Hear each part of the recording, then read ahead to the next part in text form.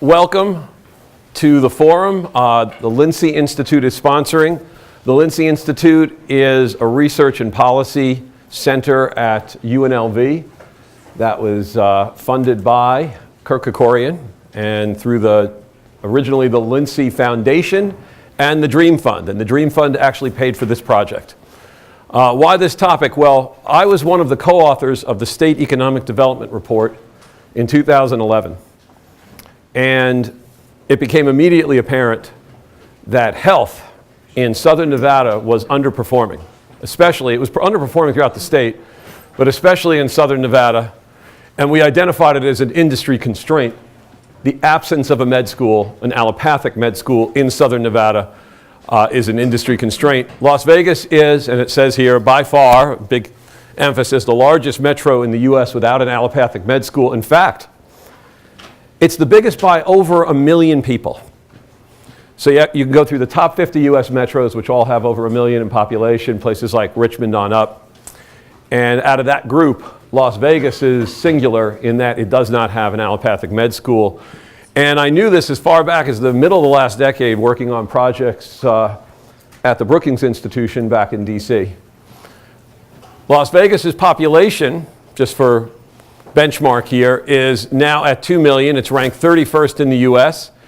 There is also a larger space that's relevant for medicine because people in places like Kingman are using our services.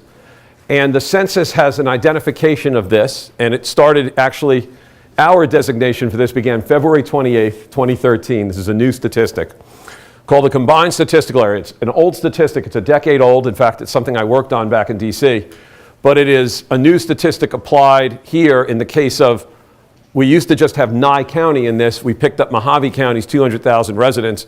We have 2.25 million people. We're ranked 27th in the US. And what's interesting is, despite the depth of the recession that we suffered, we gained 50,000 people from 2010 to 2012. That's the head count in April 1st, 2010 to the July 1st estimate, 2012. Almost 50,000. To put that in context, that's practically like adding Carson City in the two most impacted years that you see in terms of the reduction in our gross domestic product and employment. So you see these numbers up here. I'm sorry, they're small, but the 8.4 and 9% is what we're still down as a share of the peak in 2007.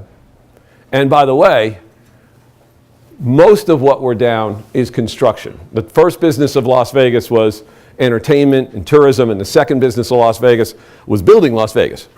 And the building Las Vegas part went away.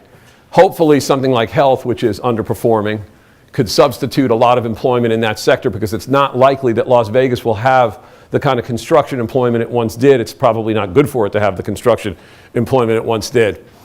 So Las Vegas's health sector is the smallest in the US.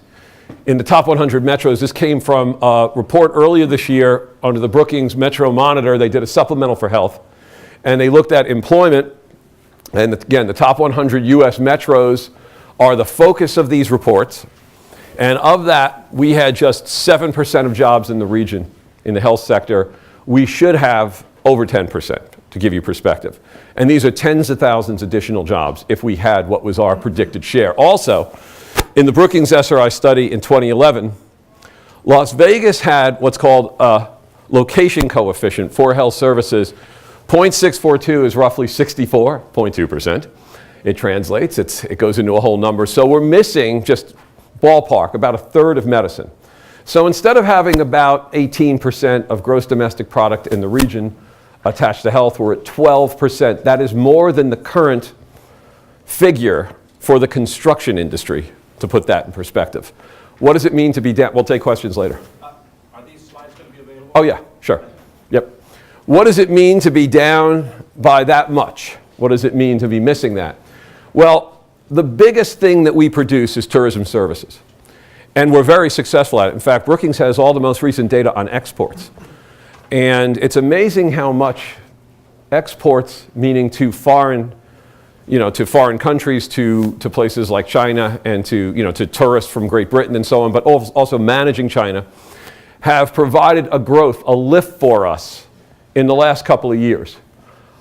Yet, what we're doing, and we don't make much. We make gaming equipment. By the way, that looks like sporting goods when you look at it in the statistics. There was this breathless Brookings staffer that ran to me one day and said, "Did you know you guys make a lot of sporting goods?" Like we were making like surfboards or something. You know, I said, "No, that's gaming equipment." Okay. So what we have is a region that is successful in exporting service, not just within the world, but also to the rest of the U.S. So if you look at our exchanges with Southern California, and Brookings is drilling down on this right now, what we sell Southern California is tourism services. What they sell us is health services. And we almost wipe out the value, the wealth building capacity of the service export through our need to import the most expensive consumer service. So to diversify our economy, step one would be not to invent a new technology or capture a new industry. It's as simple as this. If Las Vegas did its health services at anywhere near the predicted share it is supposed to, it would add tens of thousands of jobs and reduce the consumption of other regions' health services and the building of other regions' wealth. And so a difference between us and the other largest city in the US that is a specialist in export of health services is Orlando, is that they do a much better job in securing the requisite share of the predicted amount of health services for a region that size. Now, new allopathic med schools, over a dozen have been built since 2000, sometimes in similar markets like Orlando, but sometimes in Roanoke, Virginia. Now, my last job was at Virginia Tech, where I was faculty and running a center. And I was there when they were building this thing and when they were planning this thing in Roanoke. Let me tell you about Roanoke. When you go to, I used to go between Alexandria, Virginia, which is the northern campus, and Blacksburg, and you go past Roanoke on two exits on I-81. Roanoke has 280,000 people. It is not the most impressive city. It's a nice little city. The capital costs on these buildings are actually modest, and there are lots of finance options. The University of Central Florida, and by the way, Jeb Bush is the great builder of medical schools because he approved and greenlighted multiple medical schools. He also wanted the medical schools not to be branches of the University of Florida, as Paul Umbach will describe, but actually helping build UCF, University of Central Florida, into a Carnegie Research Very High, which it most recently achieved. And the med schools in South Florida are going to do the same for similar branch institutions of the state system in Florida. The Virginia Tech Med School cost $59 million, so what did it cost up in UCF? $68 million. Interestingly, a big source of this was philanthropy, and the philanthropic efforts were so successful that the school had the money to send the first several classes completely free, totally free. And the interesting thing is that that lifted the student population and quality of students so much that, you know, legend has it somebody had a perfect MCAT, that, you know, that they were really sort of like Harvard's students, if you will, because of that, that contribution, because it's free med school. Virginia Tech School in Roanoke, $59 million. Interestingly, Greenspun Hall, the building we're in right here, cost $94 million. So, you know, the building costs, the capital costs of a med school are fairly modest in that a building like this has many more students. There's not as many med students. They're expensive to build for per student, but the amount of students you have in a medical school is fairly low. By contrast, this is a school with a couple of thousand students in it. So, 68 million Orlando, you can go online and you look at these little conversion websites. Between 75 and 80 million it would cost here. Funding sources, you know, you just don't need the state on this. There's federal new market tax credits. There's CRA requirements that banks have, and that's the Consumer Reinvestment Act of 1977. So large banks, JP Morgan, for example, are always looking to do deals in Las Vegas because they are stuck with, essentially, demonstrating to the federal government, which they've been in trouble with lately, that they are doing the right thing by investing in low-income communities, by returning wealth to low-income communities out of the deposits that they've received from those communities. These kinds of deals, doing a med school in a neighborhood that's identified as an appropriate space for new market tax credits, or the new Nevada new market tax credits that were passed in 2013. The local counties and local municipalities can raise bonds as well. That's how they got it done in Phoenix, actually. And they did adaptive reuse of an existing structure in Phoenix, and we have some possibilities for adaptive reuse. In fact, whichever locality gets this has a jump in the biomedical sector. So this is something, and again, it's not that substantial amount of money to raise. This is something that a lot of municipalities and certainly the county are interested in. The other thing is, if there's one thing we know in Las Vegas, it's how to do real estate deals. So it's not something that's a skill set that's beyond the region. Just take a look at the Strip. Our skyline, there's a website called Emporis that ranks skylines. It's the second in the West after Los Angeles. It's 49th ranked in the world in power of a skyline, meaning the height of the buildings. It has a tremendous amount of foreign investment. It has a tremendous amount of creative finance that has been used in application for it. Bottom line is, if Roanoke can build a medical school, I'm guessing Las Vegas can as well. Nope. No, not. I love Roanoke. Great farmers market. A lot of fun. Well, they do a lot of fun on a Sunday morning, you know. But it's Roanoke, and this is the city. This is the city of lights. So today, Tripp Umbach will cover the economic impact, especially of the medical school in Las Vegas. I'm going to invite Brian McAnallen from the LV Metro to come up here and make a few more remarks about the Chamber's interest, because this is mostly today about the sort of business of the med school, and I thought it was relevant that the Chamber weigh in. Thank you.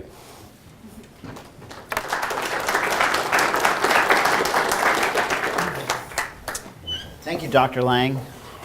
Well, I want to pass on a couple messages, I think, from the business community. For those of you who don't know, we represent we're the largest business community in the state. We represent 6,000 businesses with over 230,000 employees that we call members of the Las Vegas Metro Chamber.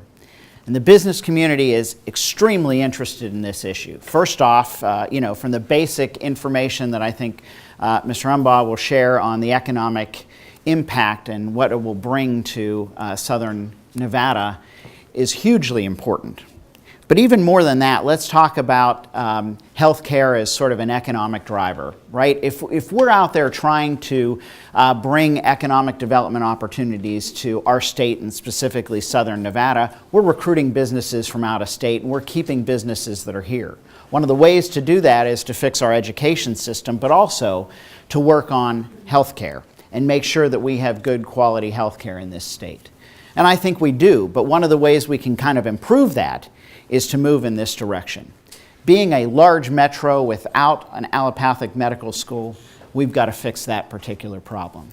Now, I think we've got a great osteopath medical school here with Toro, and I've had the privilege of touring that facility on a couple different occasions, and I think they're doing a fantastic job producing medical students today. But you also need allopathic medical students in order to succeed as well, and we need to have that discussion for Southern Nevada. It sounds like we've moved from where we used to be, which is, does Southern Nevada need a medical school, to we'll get a medical school in Southern Nevada. Now we need to start having the conversation about what we want this to look like, how it should be organized, structured, and stood up. And I think that that's pretty important. And I think one message I would want to deliver to everybody here today is that the business community needs to be part of that. The entire Southern Nevada community needs to be part of that discussion. We need to be able to shape the way in which this is done. You'll hear that in other places where they've brought an allopathic medical school, the business community and the larger community were all vital to that discussion and making sure that it happens. And we're here today to be part of that discussion and to help move our state forward and our Southern Nevada region with a new medical school. Many of you may not know that we're still in the Great Recession. At least we're still on the tail end while other communities are recovering. We still have the highest unemployment in the nation.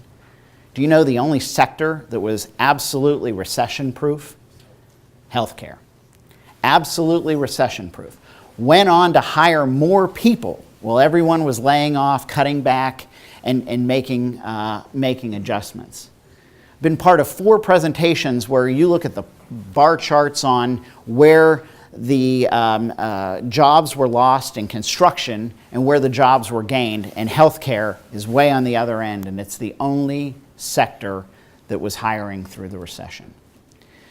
If that's the case, we need to, and for the past 2 recessions, which are minor compared to the one that we've just been through, healthcare is actually where we ought to be making our investment and driving in that. Part of the economic development plan is for looking at tourism opportunities for healthcare tourism. and to be able to make those investments there and to be able to ensure that we've got quality medical care in our Southern Nevada region. All of these issues tied together, it should be very clear why we want to be a partner in this discussion, why the community needs to be a partner in this discussion, and how we can help make this successful and move our state forward. I just had the opportunity yesterday of walking downtown Phoenix, place I'm pretty familiar with, but having been away for a few years and coming back, I walked past the medical school in downtown Phoenix, Arizona. It came into what used to be a blighted area that no one ever went to, buildings that were shuttered. The amazing thing is that, a mere 7 years later, now you have economic development, businesses that have grown out of there, empty lots around that medical school that have been built up, supplying extra businesses, restaurants and retail establishments, as well as other office buildings to help set up and support that medical school down there. That community has really become a vibrant downtown community. And one of the key factors of changing that downtown area that people were only there from 8 to 5, now they're there all the time, is the medical school moving in there. The bioscience sector for Phoenix, Arizona has just grown. And the investments that have been made and the patents that have come out of that and the developments and the opportunities and the growth that Phoenix has seen from its medical school is just remarkable. But for me, being able to see it as an empty lot a few years ago and only a vision and hoping that it would happen, and now being able to walk past it yesterday, it kind of painted a picture for me. The future for us in Southern Nevada and what we could have and where we could go by making these investments. So I am very pleased with the conversation we're having today. I think this is a great start. I look forward to more of this community dialogue, more engagement from the business community on these issues, and figuring out how we all partner together to again, move our state forward and help solve healthcare problems in Southern Nevada. So thank you for this opportunity, and I look forward to your presentation. Thank you very much.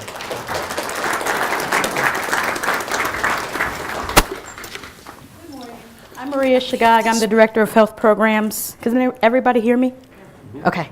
I'm the Director of Health Programs here at the Lincy Institute. I'm going to do a little bit of logistics. For anybody who's standing at the doorway that wants to grab a seat, this is a good time. Please feel free. Also, for anybody who hasn't had the opportunity to check their cell phones to make sure they're on vibrate or silence, please do so now as well. Coming here to become the Director of Health Programs, our job here at Lincy Institute is really to both engage the community and figure out ways that we can help paint a better picture and yet a different picture of Southern Nevada, and in my case, create health, better health. For those of you who listen to like National Public Radio, I always listen to the morning show. At least once a week, there's always some kind of commentary on the health of Nevada. Even this morning, there was a discussion about what kind of medicine we would need, in the fact that some areas would need a lot more general practitioners, and in Southern Nevada, we need a lot of specialty care because we will have an older population. So in thinking about that and trying to determine how can we make sure that we have the right medical practitioners for our population now and in the future, with the things like the Affordable Care Act, with just what we have here. We have a wonderful doctor of osteopathy program with Turo. We have the new legislation that was just passed allowing nurse practitioners to be able to practice independently. Those are wonderful things, and those will provide us with the primary care physicians we need. But how do we make sure that we have the holistic ability to provide care for the people who live here and who will be living here now and in 2030, 2060, and beyond? Well, and that was making sure that we have the physicians we need, and that is mostly MD or allopathic. How do we get those numbers up? We look at saying, well, let's create clinical extensions. Let's look at making sure we have more residencies and those things. The best way to get residencies is to get more doctors, to create more allopathic doctors. more MDs. So to do that, I looked to say, well, what would it really do? How would it impact our economy if we had a med school? I know the idea of creating more doctors. I understand that idea, but how would it impact our economy? And so when I started reading the reports that are available online from places like Arizona and places like Orlando and other places, all of them used one calculator. That was the Tripp Umbach. That's the number everybody uses when they start talking about economic impact. Whether or not they use the company or not, they all use the Tripp Umbach calculator. So I called Tripp Umbach and said, how much would it cost for you to tell us what would be the economic impact of having a med school here? It was kind of a ABC conclusion. If you can tell us, at least we have a starting point. And the other thing that I wanted to do was make sure that the community was involved. As a public health clinician, we always do things kind of community-based participatory research. Their organization came here and did about 60 interviews, but they probably tried maybe they contacted probably almost close to 100 people, but they conducted about 60 interviews, and that's not in Southern Nevada, that's in the state of Nevada. That means they went from north to south, east to west, the whole state. They conducted several interviews all over the state to engage the community. So they had the optics on the economy and how that would impact the economy, but they also talked to people. They also talked to key stakeholders to determine how that would play a factor in creating a med school here. And so we looked at how to determine how to create a med school. And it wasn't to create angst, it wasn't to create unhealthy competition, because there is such thing, as Dr. Winiarty always says, is the healthy competition. When you look at other cities and the other burgeoning cities and great growing cities, most of them have multiple med schools. So it's not like anybody or any organization is trying to put one organization out in order out of business. There's room for growth, there's room for multiple organizations to produce many different vectors of types of physicians.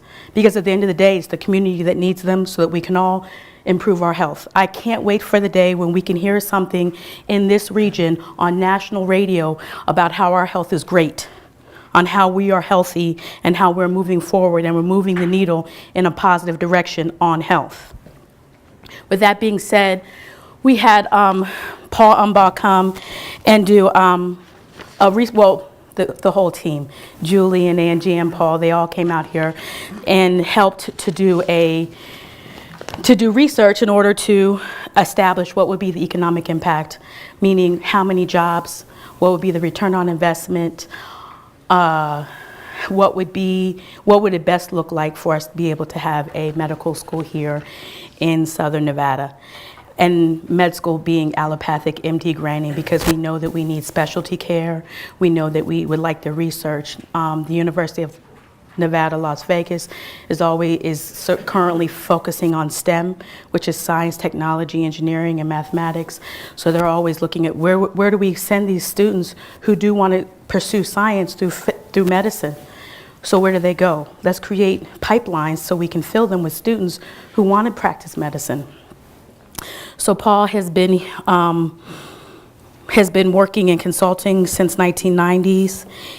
He gave me a very long bio, and I decided I wasn't going to read it all, because when you meet him, you'll see, when you see his presentation, you can be impressed and make your own conclusions. But I wanted to make some highlights. His healthcare clients include 50 of the hundreds of the nation's top 100 medical leading hospitals, and more than 150 of the nation's largest universities, and more than 50 of the Fortune 500 corporations. He keeps his house small, but they do a lot of work.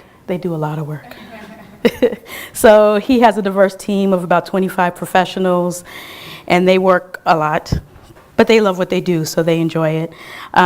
They do community assessments, both in small and large areas, and they don't necessarily go with what people want to hear. They go with what's right and what's right. So they don't always come to an area and say, this is what you need. They go and say, this is what's best, and this is what fits for the community that we've examined, both with the numbers and with the organization. one of the things that's great is that they have worked with the Accreditation Board of Medical Schools for the past 25 years. So they have a very unique data set that actually helps them to establish the economic impact of medical schools.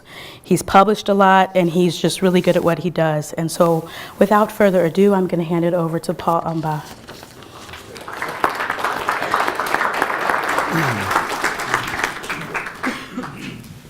Good morning, everybody. I want to thank you for the warm welcome you've given me and my team in the 6 months that we've been working together. I'm going to introduce them right away. Julie Shamil is the project director. Julie. Many of you probably talked with Julie on the phone in those 60 interviews or so. And then one of our principals in this area of our practice is Angie Lockwood, and Angie's there as well. I always want to recognize our teammates. We have about an hour together, and there's two goals. One is for us to share with you some highlights from the report that we wrote. And the second goal is to engage in some questions and answers. One of the things that I want to make sure I do is provide the insights that you want to hear about. There's a lot of different pieces of information, and I want to make sure that everybody in the room gets their questions answered. A couple other things about today. We come from Pittsburgh. All of us at Tripp Umbach started in Pittsburgh, and then we're now in 8 locations around the country. Julie's in State College, Angie's in Baton Rouge, but Pittsburgh's our town, and we usually say that Pittsburgh is the largest, the smallest big city in America, and I think that Reno and us share that, in that we were the Las Vegas of America 100 years ago. And I remember that if you look at the history, when Pittsburgh became the big new city about 100 years ago, a lot of people were really surprised by our growth. Right now, we're about the same size metro area as Las Vegas. We're really close in size. I want to just start by saying that I want to thank Rob and Maria, and also the representatives from the chamber for their introductory words. I don't need to spend much time except to say that our experience in the last several years has been in all different kinds of medical school environments. We were able to do economic impact, feasibility, and planning for about 20 new or expanded medical schools over the last 7 years, and they fit into a lot of different categories. We have new university medical schools like Grand Rapids, Michigan State, Florida International. We have some medical school programs that are new private schools like the Commonwealth School in Scranton. And then we have a whole bunch of regional campus projects we've worked on. We're currently working on some in Indiana. We've done regional campuses in the state of Washington with the University of Washington. But there's a category that's very unique and different, and that's the category of what we call partnership medical schools. In El Paso, Texas, Texas Tech created a campus in El Paso. El Paso also a growing area that didn't have a medical school. In Georgia, in Athens, Georgia, the University of Georgia now has a new medical school in partnership with Medical College of Georgia. And then a project that we're probably the most familiar with, because we were there on the first day, was the project in Phoenix, where there was only a medical school in Tucson, and now there's a vibrant, growing allopathic medical school in Phoenix. And that was started in partnership with Arizona State University. We'll get into a lot of detail. One other thing, we don't just do medical schools, we do about 100 projects at a time, and they're in all kinds of areas, a lot of them in university settings and healthcare. To do the project, this economic impact assessment of an allopathic medical school is where we were. This was the runway. This is where we needed to land the plane. But to do this flight, we couldn't just start with this. We had to really look at the needs. We had to also look at the program, the facility, and then to come to economic impact. You kind of end up with economic impact, but you need to measure something. And one thing that was, I think, very helpful in this exercise was starting to look at the needs. And Angie and Julie and their team spent a lot of time really looking at a lot of the data that Maria and Rob had just gone over with you. And that was that we really have a situation in Southern Nevada where it is critical that healthcare not only improve in quality, not only improve in range of service, but also improve in how much economic impact that it has. One thing that I think is really important as you look at the future is to keep people here for their healthcare and to even go one step further and attract people for healthcare in the future. And one thing Las Vegas does very well, and that is attract people. And attract people for gaming, entertainment, food, shows, we all know that. But for that same infrastructure to be able to use for people to come in the future for healthcare, we'll take an allopathic medical school, because allopathic medical schools, the ones that give the MD degree, are research and clinically focused. They're research and clinically focused, which means that they're doing the research and they're developing the programs, destination medicine type programs.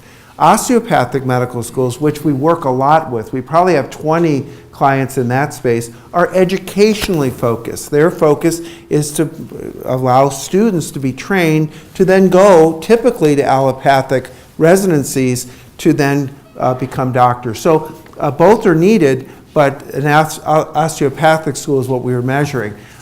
We looked at the size of what the medical school could be in Southern Nevada. We looked at some cost estimates and some return on investment. And one thing about this project is, and maybe this was a little different than some studies, and that is that we were asked to make some recommendations on really the optimal model, a model that would work the best for the economic impact of the state. So through the lens of economic impact, we were asked to say, what would be the best option to follow, looking at all these variety of options. And that's what our report focuses on, and that is, okay, how can we have the economic impact grow at the current medical school, which I visited at University of Nevada, Reno.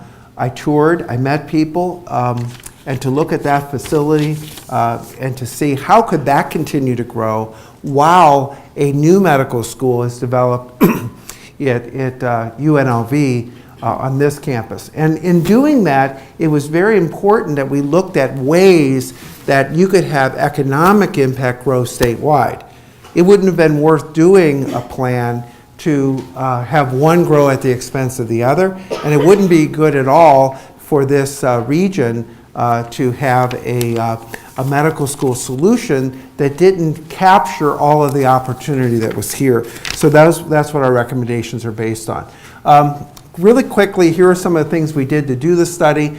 Lucky for us, the University of Nevada, Reno's medical school had done an economic impact study in 2011, so we were able to know what the current economic impact is. We have been measuring since 1995 the economic impact of every allopathic medical school. We have a database that we use that really has the full accounting of all the medical schools. And all medical schools in America together are about $250 billion industry. And I'll get into some data on that in a little bit. And then we also had our models from other projects, and then the 40 to 60 interviews that were done with 26 organizations that Angie and Julie did. And then we also did a regional asset inventory. Very important in a project like this that you start with what you have in the state. And we found there were a lot of resources in the state, on this campus, at UNR, and in other places. The idea that there's no healthcare economy, the idea that there's no education economy, we did not find that. Or that there's no culture for research, innovation, and education. Actually, we found in our asset inventory quite a lot to work with.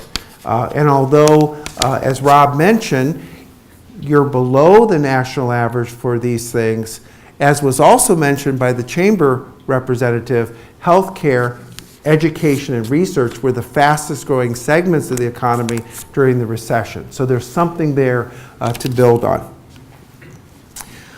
Okay, we were asked to determine the size of the medical school class. And I want to just say that 60 is a good number to start with for an allopathic medical school in its first class. And we did some research and found that there's about 120 graduates from this region that matriculate into medical schools around the country. So about 120 folks out of this metro area find their way to medical school every year. About 30 of them find their way to medical school at UNR, which leaves, easy math, about 90 students that are right now going somewhere else for medical school. We think that that class by 2030 can grow to 120 students as there becomes more and more of a market for medical education, and more of our young people in this region, knowing that there's a medical school in the community, knowing that there's a pipeline program at their junior high and their high school and their college, will stay in the region. But if we don't also develop about 240 new residency training positions, we'll lose those graduates. So we need to have places for them to go and complete their training. Everybody's at a different level of understanding on this. I didn't know anything about GME when I first started this, but the bottom line is, if you don't have a place for folks to complete their training, 3 to 7 years typically, they won't stay in the state. They'll go and complete their training, their residency somewhere else, and when they do that, they'll more than likely stay where they did. So if they did their residency in Roanoke, Virginia, even though they went to medical school here, they'll probably stay in Roanoke, Virginia. So I think that one of the things to keep in mind is that while we're developing this medical school in Southern Nevada, the Las Vegas program will require more places for folks to get residency training. Let me give you a couple ways that we started to look at economic impact. Our first way to look at it is, okay, for the state of Nevada, how much economic impact should medical schools have right now based on population? Very easy calculations, but not easy because we're not really sure how big Nevada is going to be in 2030. There's a wide range of estimates. Right now we know that the current population is about 2.75 million. We know that the metro population is about 2 million, but as Rob had mentioned, if you start adding non-Nevada parts, it actually is a little larger because of some of the counties in neighboring states. The Census Bureau thinks that you'll be at about 4.1 million in 2030. There's an organization that does projections in Washington, D.C. that sometimes we use at about 3.7, and the state topographer's office show the population growing from 2.7 to 3.4. Under any of those scenarios, Nevada is underperforming in how much economic impact it should get from its medical school, or schools, depending on how we're going to look at it. So the expected economic impact right now for your 2.75 million people, you should have about a $500 million medical education industry, okay? And currently, it's about half of that. The economic impact of the Reno program at UNR is $285 million, and that's based on their report from 2011. If it grows, we use the Woods and Pool to generate this number. We use the 3.7 to generate the almost 700 million. If we use the 3.4, it wouldn't be that much different. What we're showing is, and if we use the Census Bureau, it would be more than that. And what we're saying is that Nevada as a state has opportunity to have a larger medical education, research, and clinical healthcare economy. And I think if you look at these numbers and then you think about Rob's presentation before, you start to see that about a third of the dollars are left off the table. And where do those third of the dollars go? Well, they go to California, they go to other states. people fly out of here for healthcare. Very few people fly in for healthcare. Very few students from here stay here to go to medical school. They leave, they do their residencies, and they practice in other places.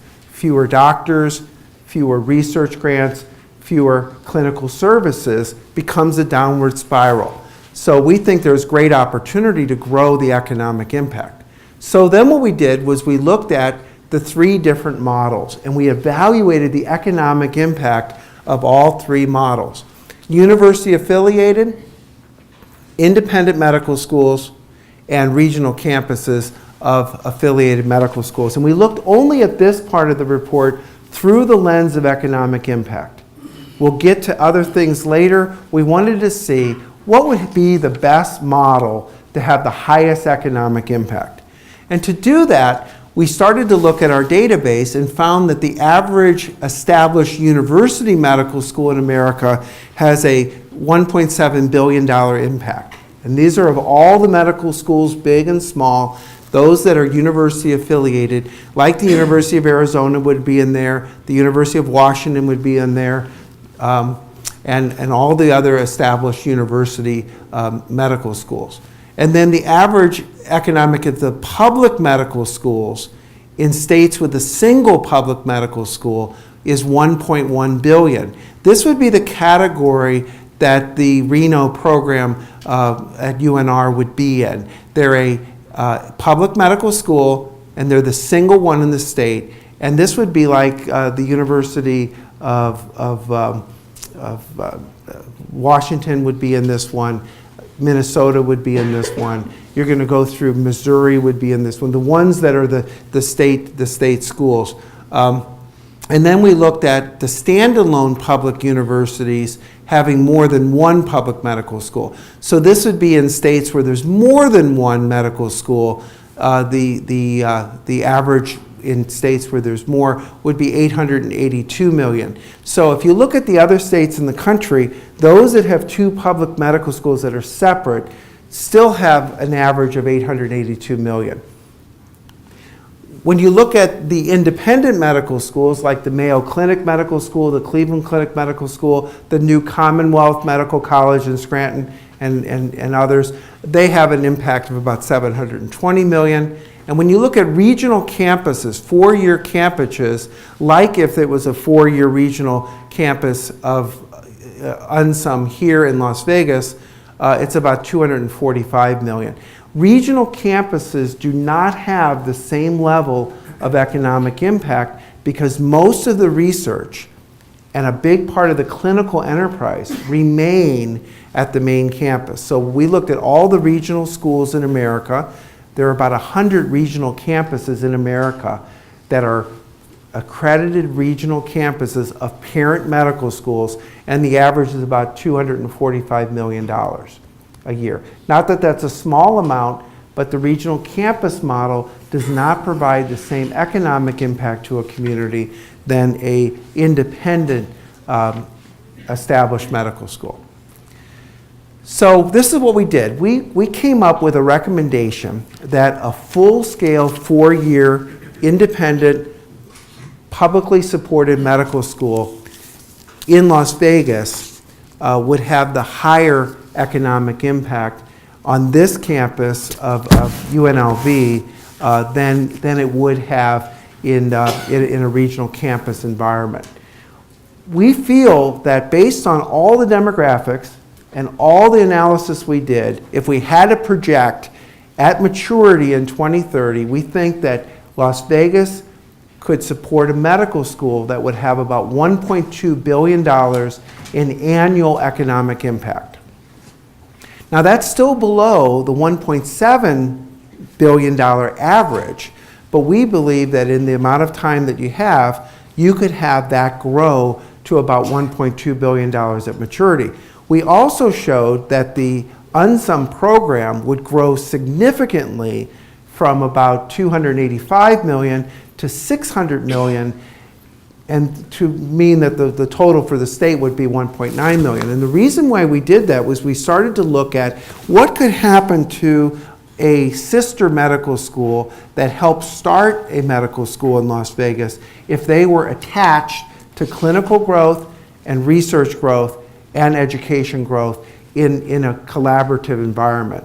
And we showed that the Reno program would actually be able to achieve its potential by having this collaboration, because there's so much money outside of Nevada that's left off the table.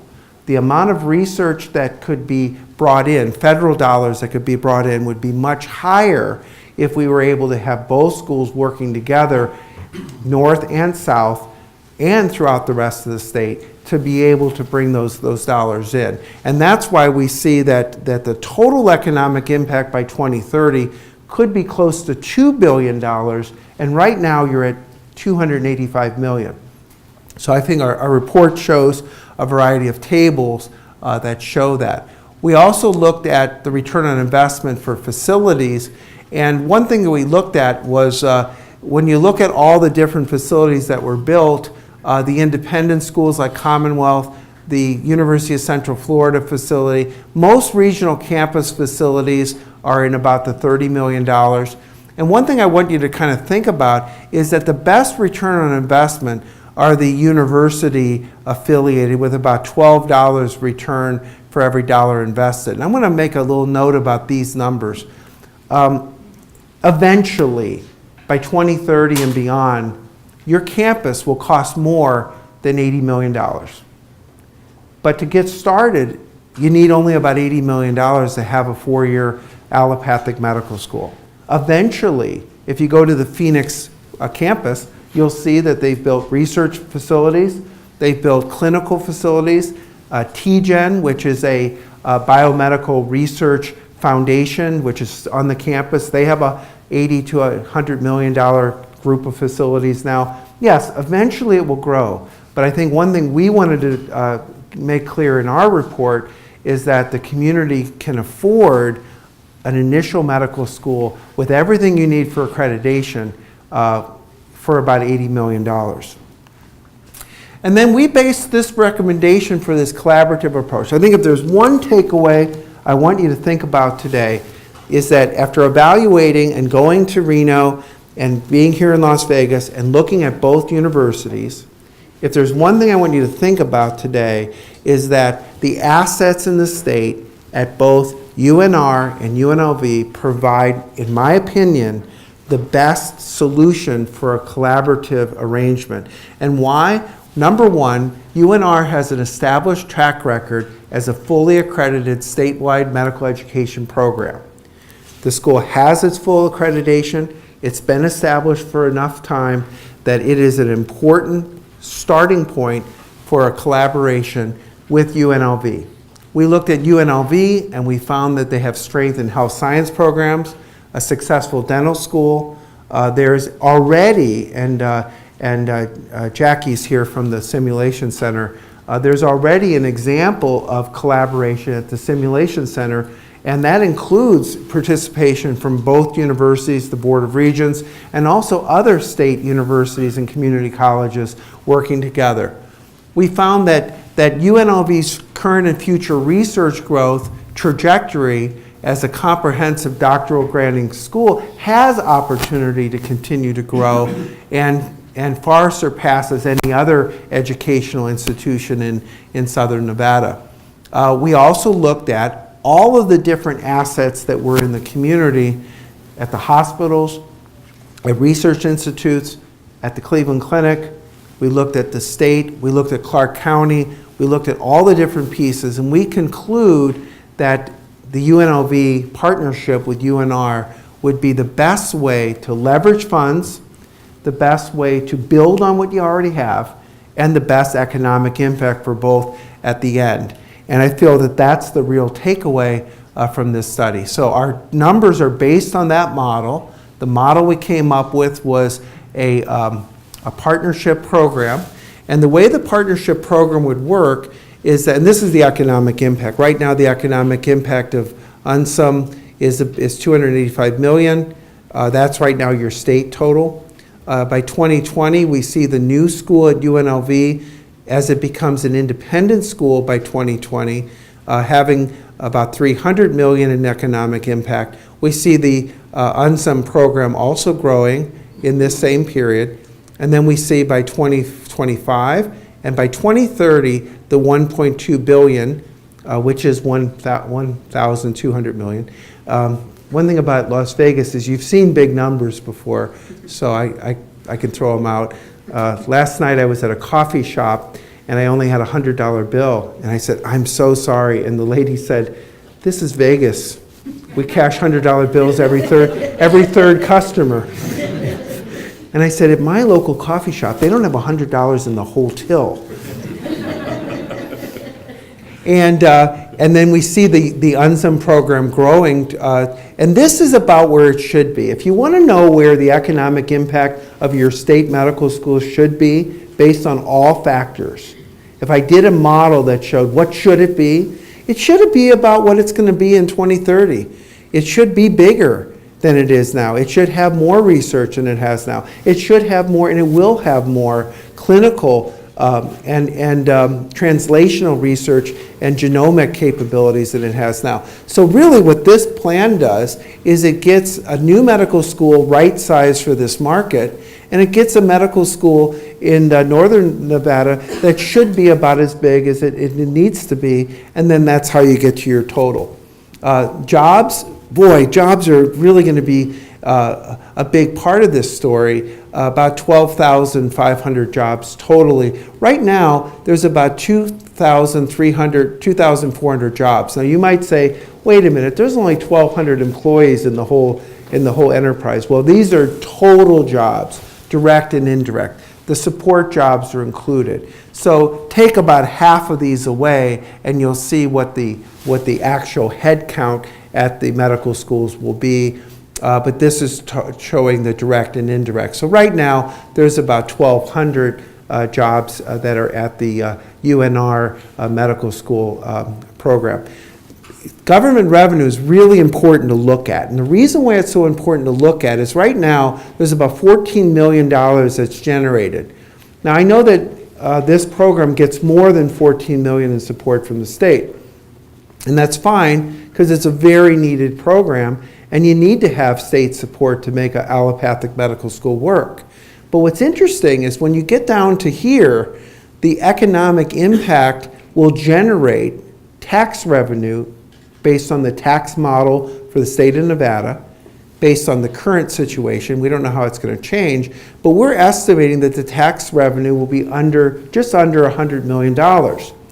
When you do the profiles and the business plan, this is more money than both medical schools will need annually, and way more money than will be needed to sustain the medical education enterprise from the state's perspective.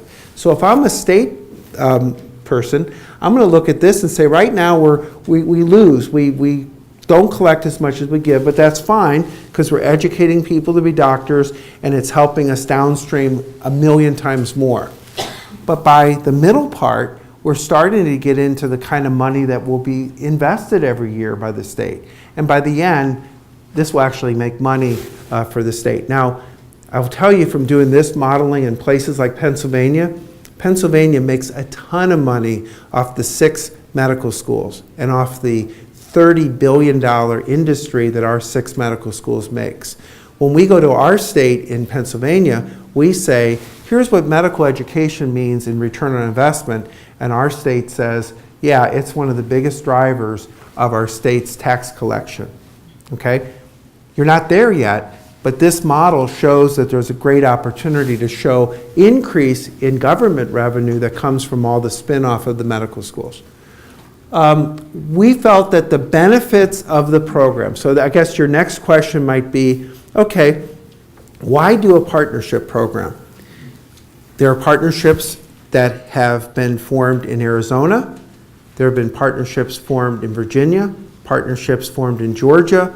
There have been partnerships formed in Texas and many other states. There was a partnership program a long time ago in Louisiana where there was a 4-year medical school only in New Orleans with LSU. Now there's a 4-year medical school separately accredited in Shreveport. Same way in Duluth, Minnesota. Around the country. Why this partnership? Well, first of all, you already have a medical school that is accredited. and it's faster and easier for that medical school to work with the folks at UNLV and in the community, and I'm really going to say and the community. When I say UNLV, I mean UNLV, hospitals, industry leaders like the chamber, community leaders. I really think it's got to have to be a team approach with UNR to be able to get this collaborative relationship established. The second benefits is there'll be more fresh dollars attracted if the two schools work together to go after federal funds and grants and private funds and Gates Foundation and you name the foundations you want to work with, then if they compete, if an application goes out and both schools can apply together and get the money, it's going to work a lot better than one wins, one loses, or worse, neither wins because they disqualify each other, or they're not strong enough to do the grant because you only have one school trying to qualify and the other school trying to qualify. So I feel it's going to attract more fresh dollars. Second, it's maximum growth potential. The clinical service is supported by the two schools. The graduate medical education infrastructure of two schools working together will actually do something that seems almost unthinkable today. It's almost unthinkable that people wouldn't leave Nevada for high-end healthcare. And it's completely unthinkable today that people would fly here to get their healthcare. Completely unthinkable. It's as unthinkable as in the 1970s that people would fly to Pittsburgh from all over the world to get transplants, the transplant center of the world. It's unthinkable that Pittsburgh would be a place that would have a $20 billion healthcare sector that's now per capita the highest in the country. Same kind of unthinkable. But that can happen as our community had to really restructure to meet the demands of the future. And then obviously there's more financial support. I feel if you have eventually your own medical school campus in Las Vegas, I think it's going to help with philanthropy. It's certainly going to help with community support to know that initially UNR will work with the community to develop an accredited medical school, but at a certain date and time, and my report actually gives a date. I believe that by 2020, on January 1st, you should have it in your sights. That should be the runway you're going to land the plane on. And on 2020, January 1st, in my report, I say you should have a UNLV separately accredited medical school. Whether you all come up with a different date or not, that's what I had put forth. But I feel that that's going to get the energy you need to start really fundraising and getting the community behind this. So, final slide. Recommended next steps. We're right on time. I wanted to do it right in a half hour. Signed letter of intent in November. I really believe strongly that the two universities have to start by having a letter of agreement to do this collaboratively. I think it's more important that it even comes from the two universities and then goes through the regents, and then from the regents to the legislature, the governor's office, the community. I think if you don't have two universities that are committed to working together, it can't be mandated. I've been in other states where it's been handed down to the schools. I was in states where schools were told, some states, schools went on fishing trips. Some states, schools went to anger management class. Schools where it was mandated, but the spirit wasn't there because it didn't come from them. It was sort of mandated and imposed on them. I think then we need to do a business plan and implementation strategy and also include graduate medical education in that in January through June of next year. Begin the accreditation process, secure leadership, expand the clinical, and also to start having a bioscience marketing campaign at the same time. I really believe that this region can market itself. One nice thing about your region is you sound like a great place. Pittsburgh, we've had to deal with that for a long time. We missed by 2 votes being called Forbes. It was 2 votes. It was either going to be Pitt or Forbes. We're going to name the whole city after. We picked Pitt. Okay? Probably not the best thing from a branding perspective, but we've had to deal with it. Las Vegas has a great brand, okay? So marketing Las Vegas for economic bioscience would definitely raise a question in people's minds. Really? That's interesting. Let's look at that. Let's look into that. I know I can fly there. I know where to stay when I get there. They have a few restaurants. I think I'm okay with that. Let's go and do business with them. Thing I want to just end with is what a pleasure it's been to have an opportunity to work in your state, working both in Reno and Las Vegas. To work with the Lincy Institute has been a real honor to us. Want to also say that there's a lot of work to be done. We've laid out the first step, some recommendations, some economic impact, some pathways to look at. We also understand that the most important thing today is making sure that your questions get answered. I will help with questions about the study. There'll be a panel discussion later in the morning where we can get into a lot more issues. I'm interested, very excited about answering your questions and providing whatever help I can. I'm going to just ask who wants to share first. We'll get started. We have a microphone coming around, so it's recorded, and our friend will do it. Thank you. Okay, great. I'm Senator Joe Hardy, State of Nevada, also an associate professor of primary care at Touro, University of Nevada. I appreciate the study that you've done. I noticed that the study obviously has some concerns and needs to be fleshed out. Yeah. I appreciate the comment about the conversation that we need to have. And obviously we're going to have to extend the study. It's not done. And the GME comment to expanding the clinical, I think, is critical. Yeah. I would, and now my questions, and I wrote these down, so I won't try to bore you with all my fleshed out questions. The concept of research, obviously, and I say the word obviously on purpose, osteopathic schools do research as well. Mm-hmm. I didn't hear us mention Roseman, that is, and this, I think they cut me off on purpose. Roseman Medical School is coming. Yeah. And I didn't see that addressed in your presentation. Likewise, the state cost for a public medical school is different than a private medical school, such as Touro, which doesn't use state dollars, so that multiplies money even easier. Hospitals, if we look at the Texas model of a medical center that's not really a center, but a consortium of hospitals, I think that's one of the challenges we're going to have with the clinical instruction and trying to get enough clinical instruction to happen that's now happening in both. So your question is about including Roseman and the hospital structures? That's definitely one of them, and If we could stick to one, okay. and then we'll come And the back. rest of my question is the goals and the residencies. Well, we're and going to the- start with Roseman. And the economic impact and the clinical effect on UNSUM. Appreciate that. And I have them written down, so I'll give them to you. Thanks. Bye. Okay, good. Well, thank you for all those questions. I would say, first of all, that a collaboration between Roseman, Touro, and all the other providers of education and research in the area is a very important collaboration that needs to be developed.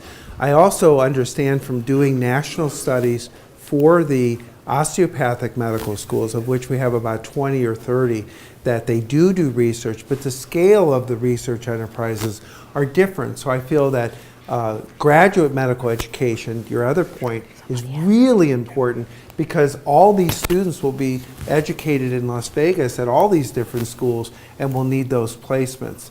As far as the question about where are we in terms of building this relationship with the state, we have nothing in our report that shows yet what kind of financial commitment the state would need to make on the operations side.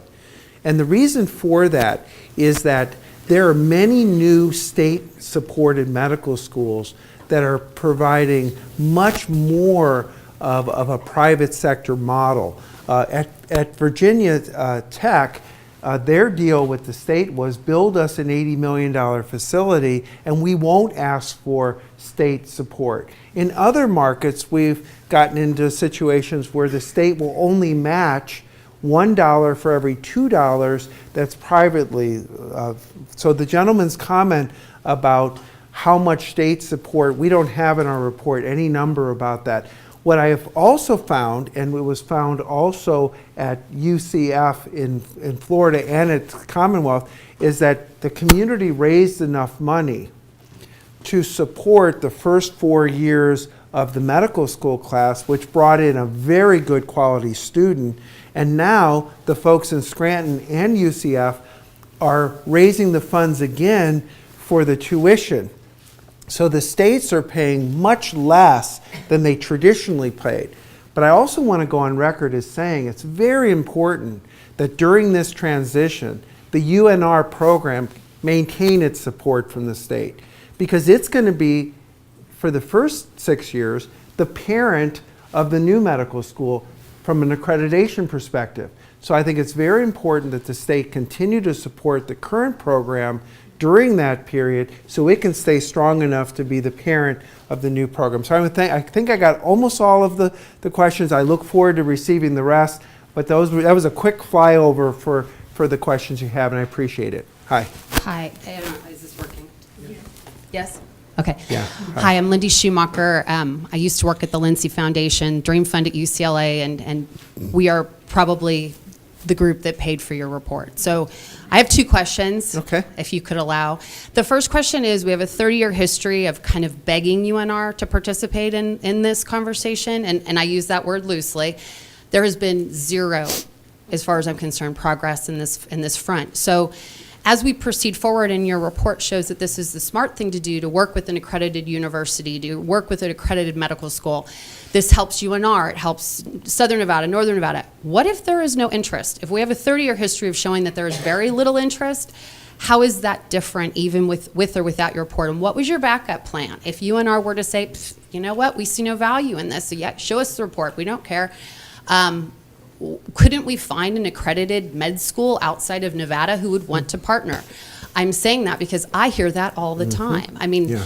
I am not in Northern Nevada. I am in Southern Nevada, and I'm tired of waiting. And I can tell you there are 5 med schools who would plop themselves down at UNR, put their name on it, give their accreditation up, and let's move forward and let's do it tomorrow. Okay. You know, to say I have to wait till 2020 to have my own med school, named UNLV's med school, I don't know if I want to wait any longer. I'll be honest, I felt like I've given up 30 years of my life waiting for something that made sense for the entire state, and it hasn't happened. So I sound angry because guess what? I am, and I'm a Southerner. And you have every regent sitting here. Second question, at least almost every regent sitting here, if they're not all here. My second question is your proposal included the part of let the community rally cry this. Let the presidents of the university grovel this one out. Let them do what's best. Then go to legislator, and then, by the way, get the blessing of the regents. That's not the way the state works. The state works completely opposite of that. We have,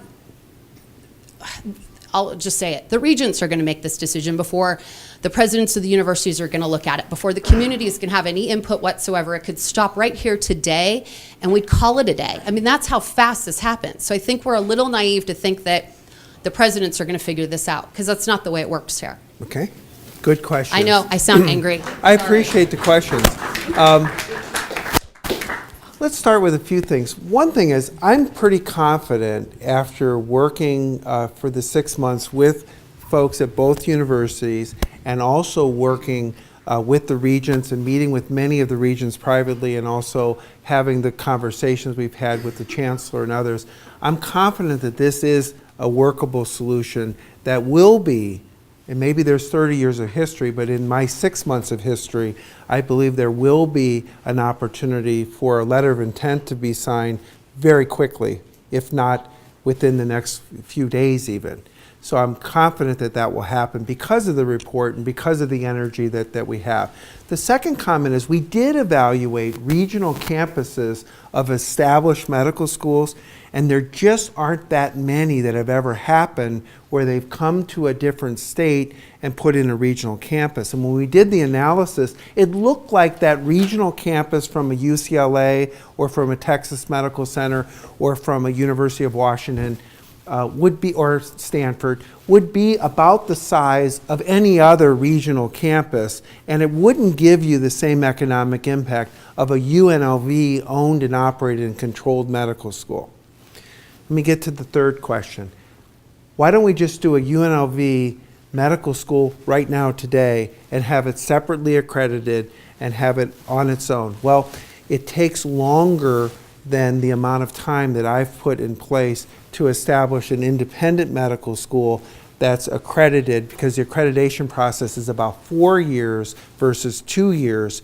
The other thing is, if you don't have the support of the entire state, you might be in a situation where you're fighting over state funds, where it might be better to work together in a package deal as long as there's a date when UNLV's medical school becomes separate. And that date has to be put into place very quickly.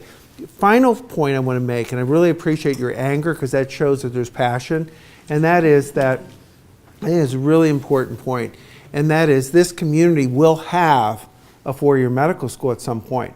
It's not a matter of if it will, it's when it will. And the solution I came up with, and our team came up with, is our best way to make it happen as fast and as effectively as possible. And I understand all your other comments and appreciate them. Just a couple of economic questions in terms of your data and how it's presented. Yeah. The use of per capita in terms of economic impact is one way to estimate what could happen here. Right. However, your example of Pittsburgh, where it's a $20 billion impact, and I'm sure Johns Hopkins, et cetera, there are many that are way up and Right. therefore drive the per capita above Right. what it would be. Yeah. More relevant, and I think a better way of providing information, would be if you looked at all of the medical schools and gave data on what the 25th percentile, 50th, 75th, et cetera are, Yeah. so that there could be a recognition of where it might fall. Similarly, in terms of the data, if the first class were to enter 2016-17, Right. to say that the impact by 2020 would be, I think it was $301 million, which is above what is currently the impact of the Reno campus. I question that just in terms of everything from NIH funding Right. to the fact that there wouldn't even be a medical school group that had yet graduated, much Right. less the full faculty complement, and you Yeah. had 2,006 jobs. So those are the two things I'd be interested to know, Right. 25th, 50th, 75th percentiles, Right. and also where the patients will come from. Southern California, with UCLA and their medical center, Cedars-Sinai and the rest, I think they're clearly going to remain a magnet. So those are my questions. Good questions. I really appreciate that. When we did the analysis, we put all of the medical schools into different groups. And I feel the most relevant number is the number of about 1 billion. That's about what a medical school in a state like Nevada, if you look at the medical schools in similar states like Utah, Arizona, if you look at states like Nebraska, and you look at their state medical schools in peer states that are in the 50%, 75%, and 25%, if you start to look at those tiers, you'll see that $1 billion is kind of a ballpark number. You'll see an outlier, but mostly it's about $1 billion is what a medical school should be. Now, the real good question is, how do we in 6 years get the economic impact of the Las Vegas program in its partnership years to be at around 300 plus million, which is bigger than the Reno program right now. Well, in the AAMC database, we have the economic impact of Central Florida, El Paso, Grand Rapids, FIU, Commonwealth and Scranton, Roanoke, Virginia Tech, and the average is around 350 million. And the reason being is that those programs, to get to be accredited as a 4-year full-scale campus, had to hire a large complement of basic science, clinical faculty, and had to put together partnerships with their hospitals, okay?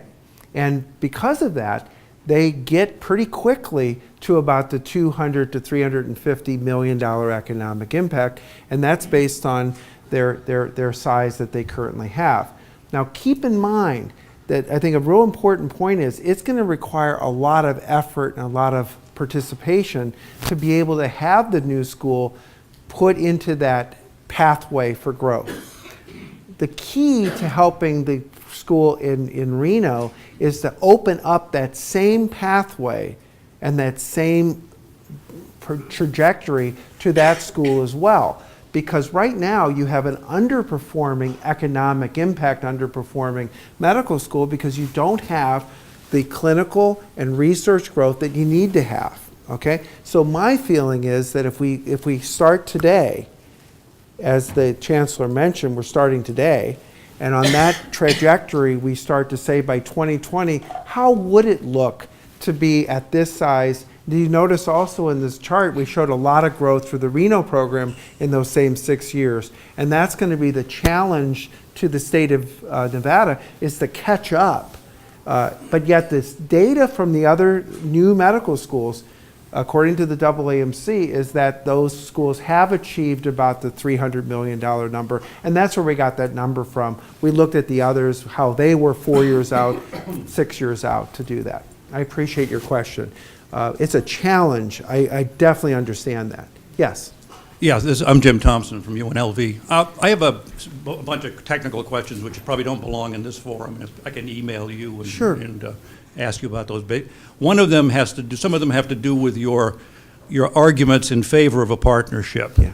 And you don't present any data. When you were talking, you were saying words like "I believe" and so forth. Right. You mentioned case studies. So I'm in particular interested in the one on philanthropy.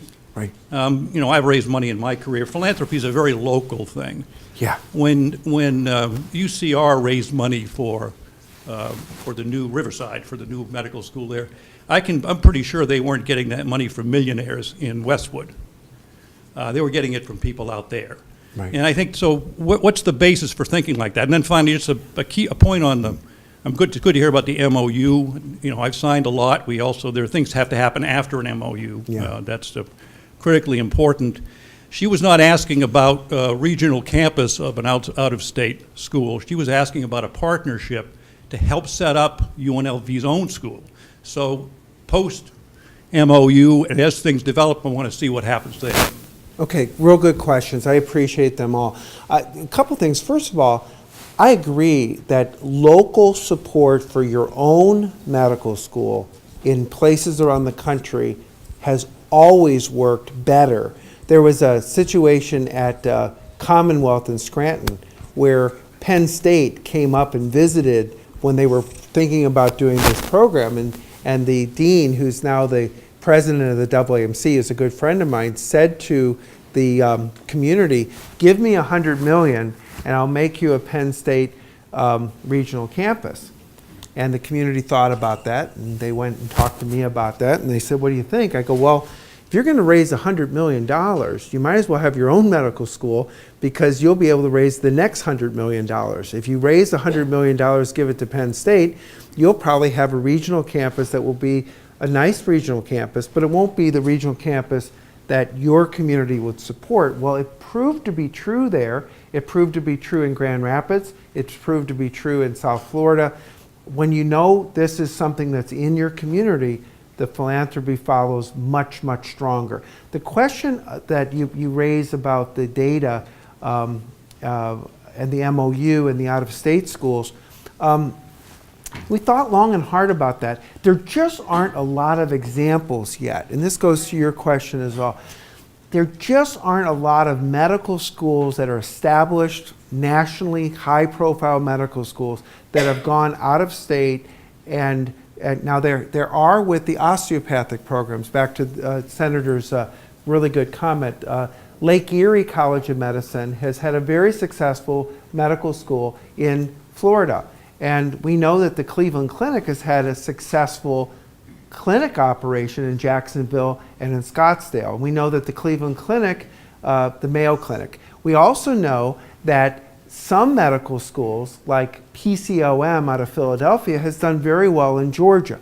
But for allopathic medical schools, there isn't a lot of history of somebody coming and helping you start your own.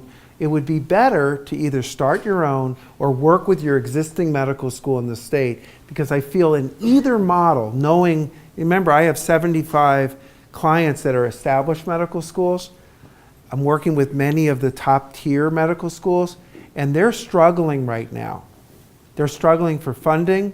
They're struggling to figure out the Affordable Care Act, like all of us are. They're struggling because NIH research, which really propped them all up.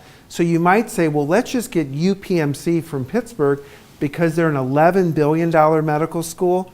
Let's let them take care of us. Well, their margins went from this to this, and now they're not in strong position. So I think one of the other things to keep in mind is what we might have thought about 5 years ago, we really can't think about because the established schools are not that aggressive right now. They've held back, and they got their own issues because they now need to keep their population healthy in places like Philadelphia, Boston, Pittsburgh, Baltimore, Cleveland.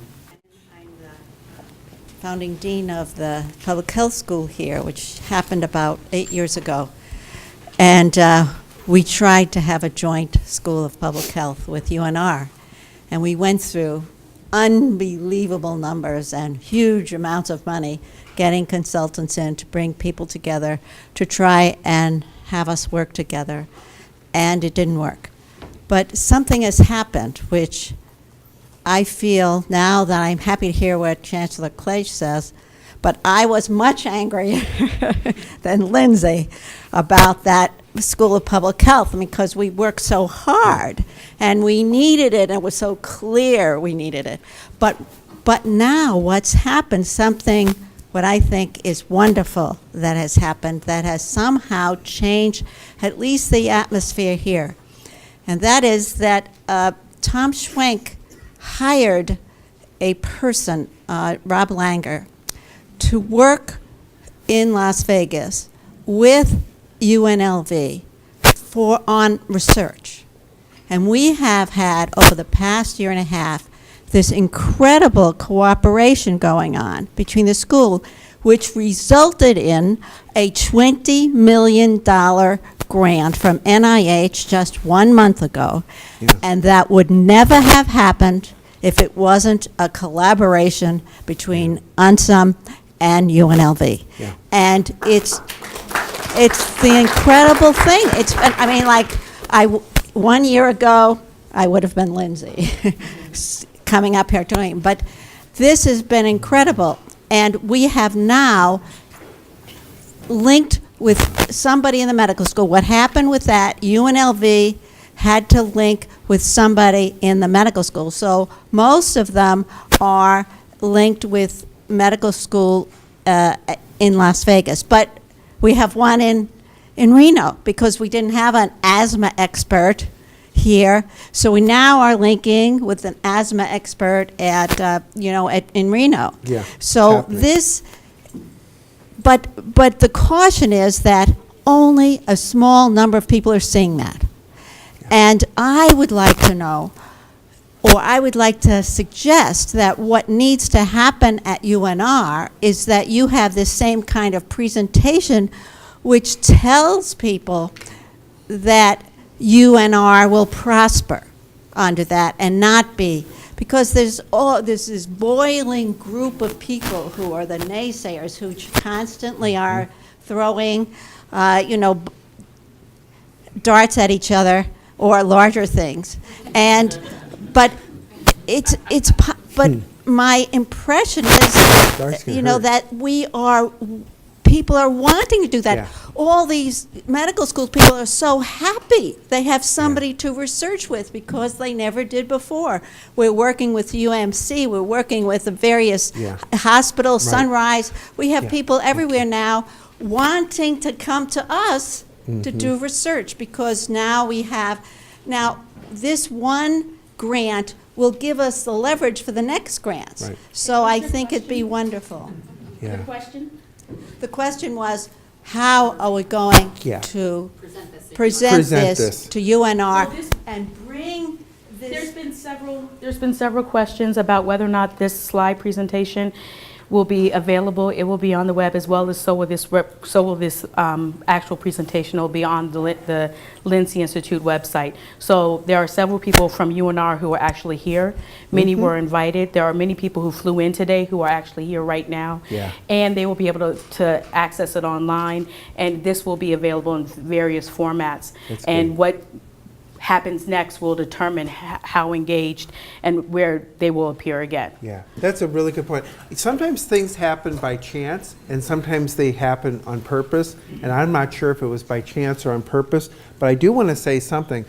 When I came to Nevada the first time on this project, I spent my first days at UNR before I came to UNLV, before I came to Las Vegas. And I felt that by going there first and having the engagement there first, we were able to listen. I'd love to have the opportunity to take the presentation to Reno. I think it would be helpful for everybody to see the same presentation and to ask questions and get answers. So that would be wonderful. And we believe in community. That's why we're here first. So, I mean, Right. it's community that brought us here. It's community will continue to move the process along. Yes, please. Absolutely.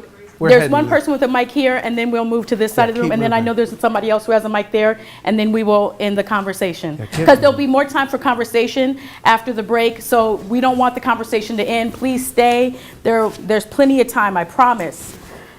Yeah, I'm Bob Langer, and I'm proud to have appointments at both the School of Medicine and UNLV, and I really thank Dean Guinan for discussing further our new grant, which I think not just the grant, but other things that we've been able to pull together with me being here in Las Vegas this last year really demonstrate the way that we can cooperate between the two campuses and really help an academic medical entity grow here in Las Vegas. That said, I'm also an epidemiologist, and one of the things that we do in epidemiology is we look at covariates and adjust for things. I'm a strong advocate of an academic medical center compared to other somewhat less academically oriented centers. And I'm concerned, what about the potential impact on the economic effect that you predict for a UNLV medical school with Roseman and Toro also in the market? How do you adjust for that? Well, actually, it adjusts the other way. What's interesting about economic impact, and it's a very good question, and that is there's not only so many grains of sand in the sandbox, and you will get your pile over here, but because Roseman and Toro, and also UNR has a strong presence in Las Vegas, that we have to move the sand around. What's great about medical education and research is the sandbox adds more sand. So you have Philadelphia with 5 medical schools. You have Boston with more than 3. You have New York City with 14. But you also have other places in the country where you're getting even more than your fair share. Right now, everything we've talked about today is how do you even get to your fair share? There are places in the country that are getting more than their fair share because of the collaboration. More researchers come to these different schools. More scientists come in. More innovation starts to happen. So you have a situation where you don't have a set number that you can have. The only determining factor, and this is an important point, is the pipeline of young people. that are right now in 6th grade that will want to get into the health professions and become a doctor or a nurse practitioner or a PA. And if you don't have that, that becomes a limiting factor. If you also don't have the places where they can be trained after medical school, that becomes a limiting factor. So building that pipeline, there are many things we didn't recommend in the report, but I think one thing we need to recommend is that from K to 25, we have a K through 25 view of the world, that people are going to be excited about this kind of career. So, and then you can have all the medical schools you want, as long as you have the market that is directed. Now, what is that going to mean? A lot of things. Next question. I don't have a question, I have a comment. Yeah. I understand the impact of this discussion is economic, or it's focused on economics, but I think you're forgetting the issue of the quality of medicine. Yeah. And in saying that, I think 100% in agreement with the young lady across the way, which is if we don't have a school ultimately at the University of Nevada, Las Vegas, with its own identity, and continue to have separate research and clinical campuses, we'll never be able to attract the best of the medical students, because they're looking, those with the top MCAT scores are looking for institutions where they can get into translational research, work in the lab, work in the clinical field at the same time. And similarly, faculty. We have excellent faculty. Gee, I'm looking at the trauma faculty here, world class. But they're, well, and they deserve applause. They truly are. But they're also isolated in that sense.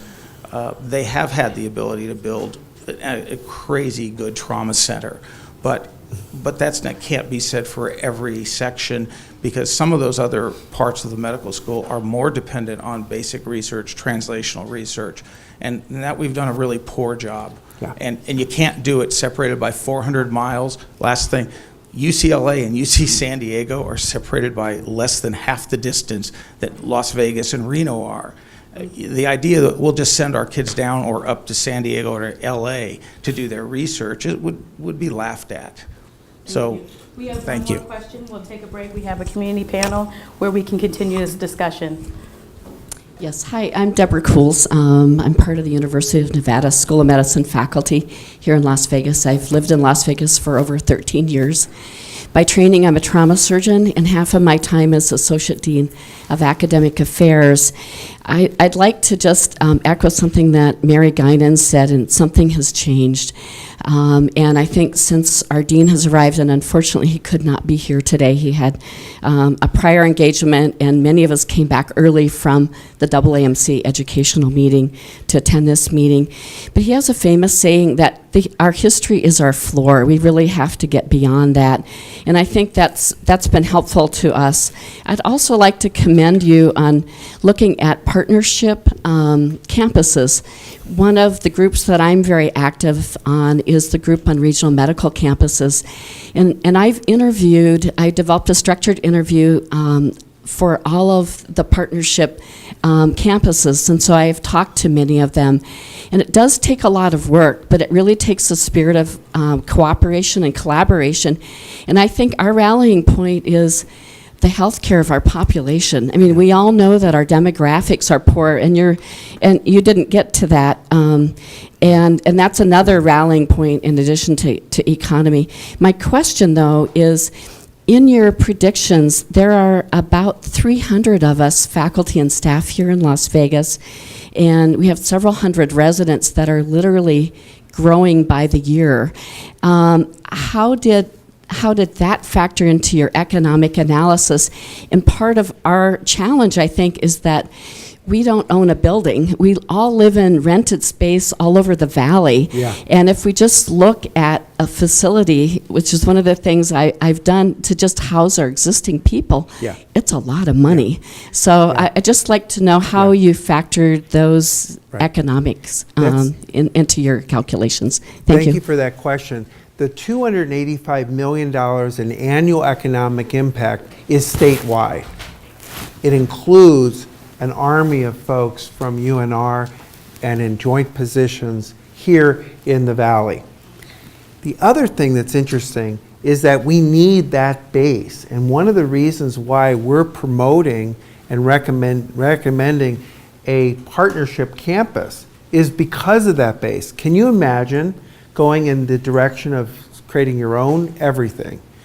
What about the UNR folks that are already here, that are already doing research, collaborative grants, trauma surgeon teaching, clerkships, GME, and the residency positions that are already here? It would be very, very, very difficult to, in a sense, compete during that startup phase. And that's another reason I really appreciate that. I think the final point I want to make is back to the first sentence.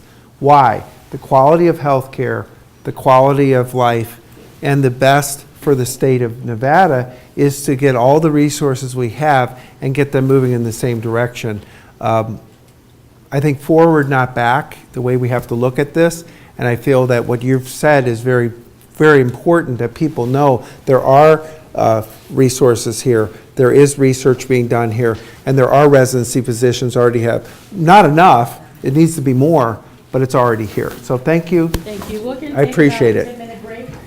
Thanks.